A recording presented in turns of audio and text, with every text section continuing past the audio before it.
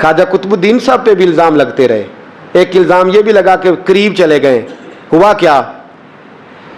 جب بادشاہ مرید ہوا تو کہنے لگا حضرت جی میں نے بادشاہی نہیں کرنی, میں نے اب خانقاہ میں رہنا ہے. تو فرمایا بیٹا تو چھوڑ دے گا تو کوئی ظالم بیٹھ جائے گا. تو حضور پھر کیا حکم ہے؟ فرمانے لگے تو نے کرنی ہے. تو کہا حضور آپ وہ کہاں ہوتے ہیں, میں کہاں ہوتا ہوں, دل ہی نہیں لگتا. تو آپ فرمانے لگے میں ڈیرا اٹھا کے تیرے قریب لے آتا ہوں. خواجہ صاحب 1 کلومیٹر کے فاصلے پر ڈیرا اٹھا کے لے آئے. فرمانے لگے میں تیری تربیت کرتا رہوں گا, تو مخلوق کا بھلا کرتے رہنا. صلی اللہ علیہ, تو حضور کی امت کا اللہ اکبر. وہ قریب, اس وقت بھی لوگوں نے بڑی باتیں کی کہ دیکھو جی بادشاہ تھا نا تو پیر صاحب ہی نیڑے آ گئے. لوگ دیکھتے نہیں کہ اصل بات کیا ہے. خیر وقت گزر گیا, بادشاہی مرید ہو گیا تو پھر دلی سارے میں اسلام, اتنا عدل انصاف, ہندوؤں کو بات پسند نہ آئی. انہوں نے کچھ مسلمان خرید لیے.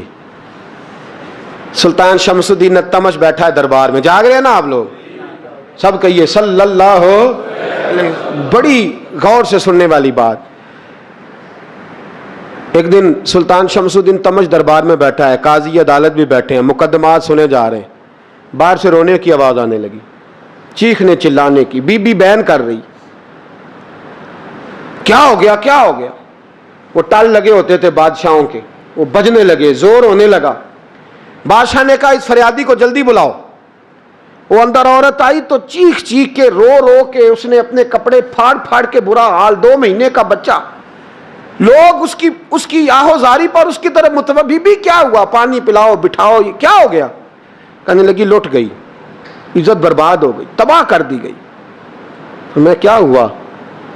کہنے لگی بادشاہ ایک شخص میرا غیر شرعی خامند بنا, پھر مجھے حمل ہوا, پھر میری گود میں یہ بچہ ہے 2 مہینے کا. اب گئی ہوں تو وہ کہتا ہے کہ میرا تو تیرے سے تعلق ہی کوئی نہیں. بادشاہ کہنے لگے یہ سلطان شمس الدین تمش کی جگہ ہے, اور میں نے رسول اللہ صلی اللہ علیہ وسلم کے دین کے مطابق حکومت استوار کی ہے. کون ہے جو تیرے ساتھ؟ ابھی گردن نہ کاٹ دوں گا, بات کر کون ہے. کہنے لگی تو کچھ بھی نہیں کرے گا, کوئی کچھ نہیں کر سکتا. لوگ کلمے چھوڑ کے بیٹھ گئے, توجہ ادھر ہو گئی. پراپوگنڈے بڑا اثر کرتے ہیں معاشرے پہ. رنگ ایسا عجیب ہے, انداز ایسا عجیب ہے. فرمایا بات تو کر. اس عورت کی آواز گونجی تو حالات ہی خراب ہو گئے. کہنے لگی بادشاہ حوصلہ پیدا کر سننے کا. کہا تو بات کر. کہنے لگی میرے گود میں جو بچہ ہے یہ قطب الدین بختیار کاکی کا ہے, یہ تیرے پیر کی ناجائز اولاد ہے. اٹھاؤ, پروفیسر سلیم چشتی نے PhD کی ہے, وہ لکھ رہے ہیں اس واقعے کو. تیرے پیر کا ناجائز بچہ ہے. ہاتھ کانپنے لگے بادشاہ کے.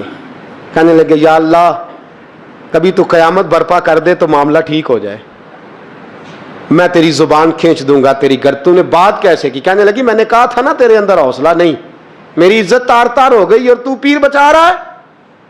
اللہ اکبر. سلطان شمس الدین تمش آسمان کی طرف دیکھ کے کہنے لگے مولا مجھ مجرم کو جس کی برکت سے اٹھا کے تو نے مسجد میں پہنچایا, آج مجھے تو نے کس امتحان میں ڈال دیا.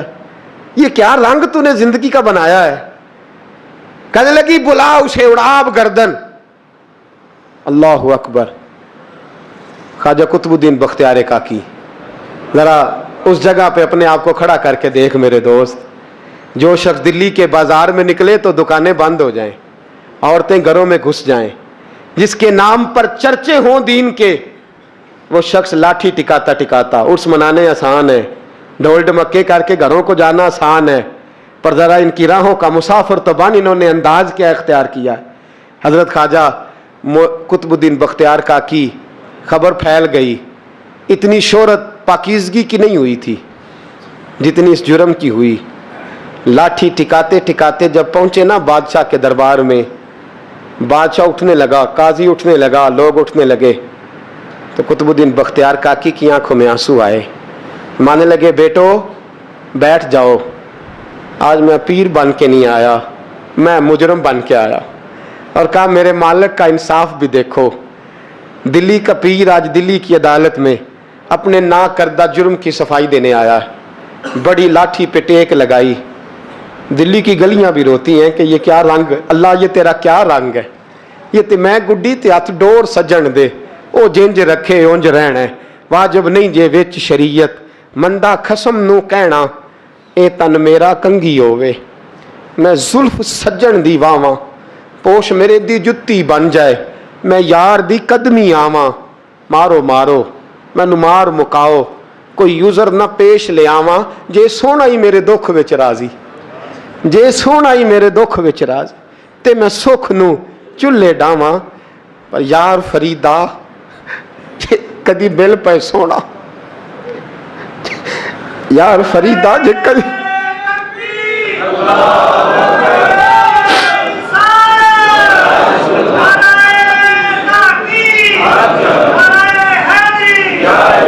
ਜੇ ਕਦੀ ਮਿਲ ਪਏ ਸੋਹਣਾ, ਬਸ ਉਹਨੂੰ ਰੋ ਰੋ ਹਾਲ ਸੁਣਾਵਾਂ।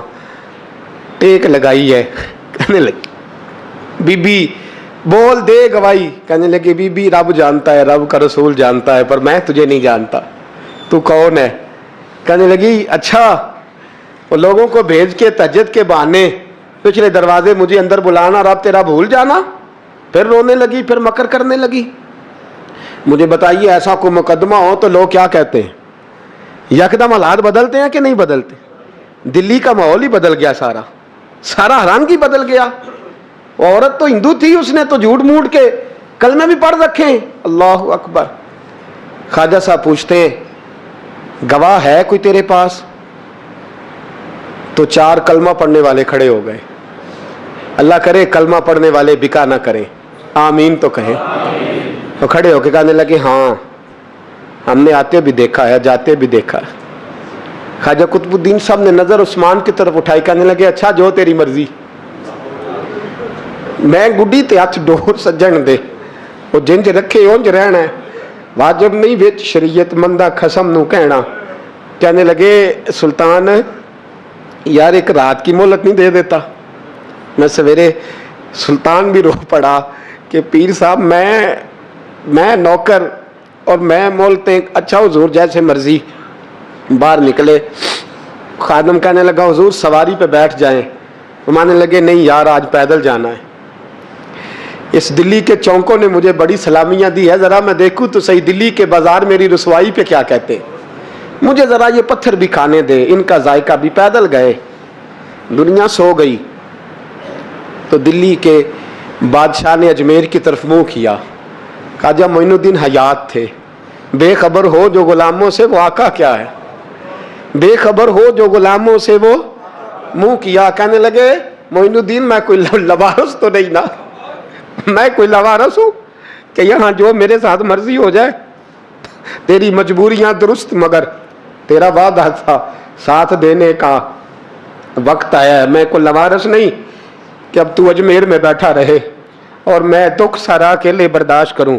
बुढ़ापे का मुझे भी पता है, कमजोरी का मुझे भी पता है, ज़ौफ़ का मुझे भी पता है, पर तत्ती थोड़े थकड़े खानदड़ियाँ, मैं भी तो तेरे नाम तो मुफ्त भी खानदड़ियाँ। मुझे भी तो पता है ना मनम गुलाम ने अली हैदरियम कादरियम तमज़े अहमद रजा खामी जन्म। मैंने भी तो अपना नाम नहीं ना जपा, तेरा ही जपा है सारी जिंदगी।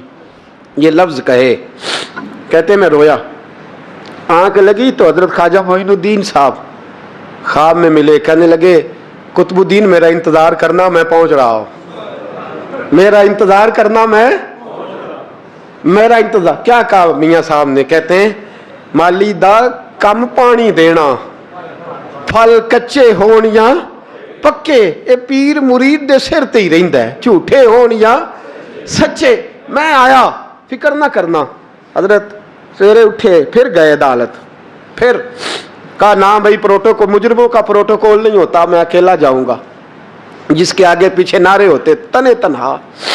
2-4 मिनट ज्यादा ले लूं आज आप हजरात। कहते मैं पहुंचा अदालत और जाके जब कहा ना कि हाँ जी हुजूर बताइए गवाह भी खिलाफ है, मुकदमे बोले, तो कहने लगे मुझे मेरे शेख ने हुक्म दिया है कि मेरा इंतजार करना। फिर वो जो बातें करने वाले थे कहने लगे जी कौन गया था अजमेर, कौन आया है वहां से, हमें रूहानी बातें ना बताई जाएं, यहां से तो एक दिन में पहुंचा नहीं जा सकता, ट्रेन भी 36 घंटे लेती है दिल्ली से जाने में। तो कहा यह कैसे हो सकता है, कोई रात को रात आपको खबर हो गई, आप केस को लंबा ना करें, बादशाह मुरीद है, लगता है कि ये रातों रात भगा देगा पीर को। اتنی باتیں خواجہ صاحب نے سنی. جب بے گناہ آدمی کو یہ باتیں سننی پڑتی ہیں پھر دل بڑا ٹوٹتا ہے, پھر بڑی تکلیف ہوتی ہے.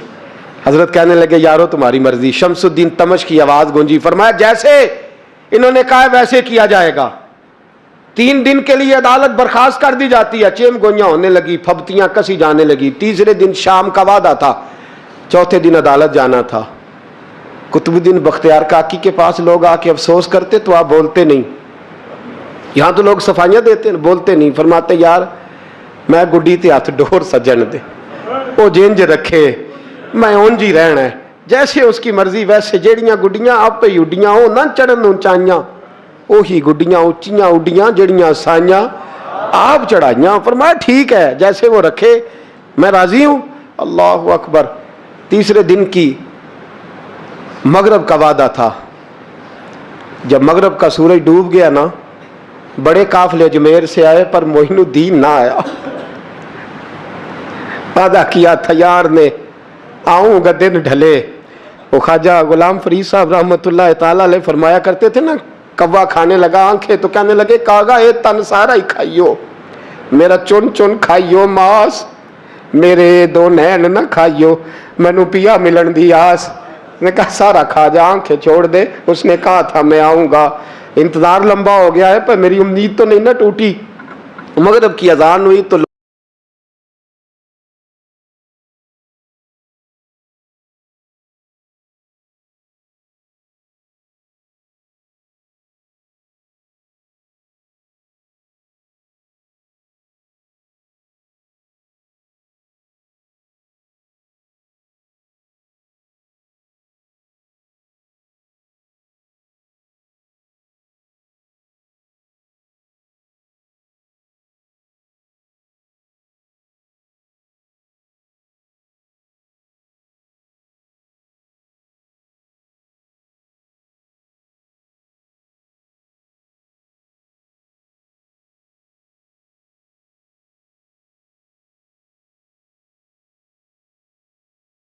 کا پیچھے ہٹ. تو زیادہ عزت والا ہے کہ یوسف زیادہ عزت والا تھا؟ تو زیادہ مقام والا ہے کہ عائشہ زیادہ مقام والی تھی؟ چپ کر, یہ کوئی صوفیاء کا طریقہ ہے؟ چپ کر. عرض کی حضور غلطی ہو گئی, میں پہلے نہیں رویا, تو ملا ہے تو رویا ہو. میں پہلے نہیں تڑپا, میں نے شکوا نہیں, تو ملا ہے. اپنا ہی کو ملے تو دکھ یاد آتے ہیں نا. فرمایا چپ کر, جا سلطان سے کہہ دے سویرے نماز کے بعد عدالت لگا دے. سویرے جب عدالت لگی نا تو خواجہ معین الدین صاحب بازو پکڑا خواجہ قطب صاحب کا, نکلے تو دیکھا لائنیں لگی ہیں, مجمع لگا ہے, آنکھوں میں آنسو آ گئے. کہا حضور آپ کیوں روتے ہیں؟ فرمایا میرا دل تھا لوگ میرے کتب کی شان دیکھنے آئے, یہ کتنے بدبخت ہیں, میرے کتب کی رسوائی دیکھنے آئے. کتنے نالائق ہیں, رسوائی دیکھنے اتنے آئے ہیں, شان دیکھنے آتے ہی نہیں. اللہ اکبر. جب میدان لگا خواجہ صاحب پہنچے, عورت کو کہنے لگی اللہ سے ڈر جا, وقت تھوڑا ہے, تو مر جائے گی. کہنے لگی مجھے داستانیں نہ سنائیں. قاضی صاحب سے کہنے لگے قاضی صاحب آپ حقیقت حال سے آگاہ ہیں, خیال کریں. کہنے لگے خواجہ صاحب دلیلیں نہ دیں, گواہ لائیں, باز نہ کریں. خواجہ صاحب رحمت اللہ علیہ کہنے لگے گواہوں کو بلاؤ. گواہ آئے تو خواجہ معین الدین صاحب نے نظر, تم ہو میرے کتب پر, میرے کتب کے جرم کے گواہ. ان کی زبانیں کانپنے لگی, ہاتھ کانپنے لگے. میں بولتے کیوں نہیں؟ جب ان کی نظریں جھکی تو بادشاہ کہنے لگا اگر اب تم نے گواہی نہ دی تو تمہیں میں مجرم بنا کے 80 کوڑے ماروں گا. کہنے لگا جی دیکھا ہے, جی دیکھا ہے ہم نے تہجد کے وقت. جب سب گواہیاں پوری ہو گئیں, عورت بھی تڑپ رہی ہے, رو رہی ہے, 2 مہینے کا بچہ گود میں ہے. اب بولیے بولیے. علماء ظواہر بھی کھڑے ہیں, حسد کرنے والے جلنے والے بھی کھڑے ہیں, ہندو تو ویسے ہی تالیاں بجا رہے ہیں. اجمیر کا بوڑھا, اور یہ آخری پھیرا تھا خواجہ معین الدین کا دلی میں. اس کے بعد ظاہراً دوبارہ نہیں آئے. اٹھے لاٹھی ٹکاتے ٹکاتے اور میدان کے اندر جا کے نا, بڑے میدان میں مجمع تھا, سر سجدے میں رکھا. کہنے لگے یا اللہ میں ہندوستان مرضی سے نہیں آیا, تیرے رسول کا بھیجا آیا ہوں. پھر اٹھے اور کہنے لگے مولا تیرے نبی کا فرمان ہے کہ میری امت کے علماء بنی اسرائیل کے نبیوں کی طرح ہوں گے. اگر یوسف کے لیے بچہ بول سکتا ہے تو میرے کتب کے لیے بھی بولنا چاہیے. اگر یوسف علیہ السلام کے لیے بول سکتا ہے تو میرا قطب الدین بھی سچا ہے. اس کے لیے پھر اٹھے, اس بی بی کی طرف بڑھے. لوگ کہنے لگے نہ جانے اب کیا ہوگا. جب اجمیر کے بادشاہ نے, عطا رسول نے, ہند الولی نے, امام الاولیاء نے کپڑا کھینچا اور کہنے لگے وہ بچے تو جانتا ہے نا تیرا باپ کون ہے, 2 مہینے کا بچہ. جب نانا بولا تو بی بی کہنے لگی اب کیا کر رہے ہو, بچے بھی کبھی بولے ہیں. میں بی بی چپ کر, ان اللہ علی کل شیء قدیر, میں کمزور رب کا ماننے والا نہیں, قدرتوں والے رب کا ماننے والا ہوں. وہ چاہے تو بچے بھی بولتے ہیں. قرآن کہتا ہے حضرت عیسیٰ بولے تھے انی عبد اللہ آتانی الکتاب. مریم بھی تو ولی اللہ تھی, وہ نبی تو نہیں تھی. اگر ولی اللہ بنی اسرائیل کا ہو بچہ بول سکتا ہے, تو اگر ولی اللہ محمد عربی کی امت کا ہو تو بچہ پھر بھی بول سکتا ہے. یوں کپڑا ہٹایا, بچہ بول. 2 مہینے کا بچہ ماں کی گود میں اٹھ کے بیٹھ گیا اور بچہ بول کے کہنے لگا السلام علیکم یا ولی اللہ. جب یہ لفظ ادا کیے تو نعرے لگنے لگے, لوگ رونے لگے. بی بی بے ہوش ہو کے گری, فرمانے لگے مجھے سلام نہ کر, میرے کتب کی بات بتا. کہنے لگا قسم ہے اللہ کی عزت کی, وہ سامنے مجمع جو سردار بیٹھا ہے وہ میرا باپ ہے. قطب الدین تو بے گناہ ہے, قطب الدین تو بے گناہ ہے, میرا باپ تو وہ بیٹھا ہے. یہ قاضی بھی سازش میں شریک ہے. کئی مسلمان خریدے گئے, یہ گواہ خریدے گئے. جب گواہی ہو گئی, بچہ یہ لفظ کہہ کے اللہ اکبر کہتا ہوا پھر چپ کر گیا. خواجہ قطب الدین صاحب کا بازو پکڑا, خواجہ معین الدین صاحب نے مجمع سے باہر نکلے. لوگ کہنے لگے حضور آپ کچھ بولتے نہیں. فرمانے لگے جس نے بولنا تھا وہ بول چکا ہے, جس نے بولنا تھا وہ جو جادو وہ جو سر چڑھ کے بولے. فرمایا تم نے افواہوں پہ نظر رکھی اور میں نے اللہ کی قدرت پہ نظر رکھی. تم نے اس کے کردار کو جھنجھوڑا اور میں نے اس کے کردار کو تعمیر کیا. حضرت سلطان شمس الدین تمش بھی پیچھے دوڑے, کہا حضور کہاں لے جا رہے ہو. اور میں کتب میرا آیا, میں جمائر ساتھ لے کے جا رہا ہوں. اب میں نے اپنا بچہ تمہارے سپرد, اب میرے پاس رہے گا. تم نے ستایا میری اولاد کو, اب یہ میرے پاس رہے گا, میں نے نہیں تمہیں دینا. لوگ راہیں بچھا کے نظریں بچھا کے بیٹھ گئے, پاؤں میں گر گئے. کہنے لگے حضور ہمارے لیے نہیں, رسول اللہ کے دین کے لیے, ہمارے لیے نہیں, تعمیر شریعت کے لیے, ادائے سنت کے لیے چھوڑ جائیے. خواجہ صاحب کہنے لگے قطب الدین جا, تجھے چھوڑ کے جاتا ہوں, اب قیامت تک کوئی تیری رسوائی کی جرت نہیں کر سکے گا. عزیز یاد رکھ, نہ افواہوں پہ لگا کریں, نہ کسی برادری, کسی قوم, کسی شخص کے بارے میں ایسی باتیں. یہاں تو لوگ گڑ گڑ کے چیزیں لاتے, گڑ گڑ کے چیزیں لاتے, اور جن کی ہیں ان کے پاس بڑے دلائل ہیں اپنی صفائی پیش کرنے کے لیے. جو غربا مساکین ہوتے ہیں وہ بیچارے اپنی عزت پر لگا ہوا داغ دھو بھی نہیں پاتے. ہم بڑا لوگوں پر دھبا لگا کے ثابت کر گزرتے ہیں اور پھر صدیاں گزر جاتی ہیں. میری غربت نے کیا مجھ کو زمانے میں بدنام, تیری دولت نے تیرے عیب چھپا رکھے ہیں. اللہ کا قرآن کہتا ہے جب خبر پہنچے تو تحقیق کر, خیال کر, اس کے بعد پھر آگے اس کو بیان کر. اللہ ہمیں سمجھنے کی توفیق دے. آخر دعوان ان الحمدللہ.